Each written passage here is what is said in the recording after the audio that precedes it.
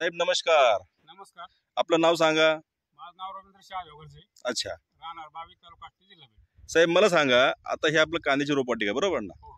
तुम्ही ह्याला आपले किरणचं मार्गदर्शन घेतलेलं आहे. हो. काय अनुभव आला तुम्हाला? अनुभव सांगायचा झालं तर असं आहे, हम्म. मी कांदा रोप टाकल्यानंतर बी टाकल्यानंतर हम्म. एक 15 दिवसानंतर पहिली फवारणी केली होती अच्छा, आणि त्यानंतर 22 ते 24 दिवसानंतर दुसरी फवारणी केली. सध्याची परिस्थिती काय होती पण त्या पिरियडला? त्या पिरियडला कांद्याचं असे रोपाच्या माना मोडत होता, काही पिवळं पडलं होतं. पाऊस केल्यानंतर एकदम सरळ झालं ते. हा, पाऊस खूप होता ना? चांगला होता त्याचा रिझल्ट. पाऊस जास्त होता ना? पाऊस भरपूर होता. पावसात खूप म्हणजे असं चांगला दम धरला त्या रोपाने. दम धरलेला आहे. हो. बरं दाखवा मुळी कशी दादा. हे पहा, ही मुळी आहे जास्त. एकच मिनिट, हे पहा मित्रांनो, ही मुळी पहा कशी आहे. हे पहा आता हम्म. 1 महिना आणि 20 दिवसाचं रोप झालेलं आहे. 1 महिना 20 रोप आहे. हो. सध्या काय काम चालू आहे आता? आता सध्या लागवड चालू आहे. हे लागवड चालू आहे. आपण पाहतोय त्या ठिकाणी मागे लागवड चालू आहे. पाहतोय आपण त्या ठिकाणी आणि रोप उपटायचं पण चालू आहे.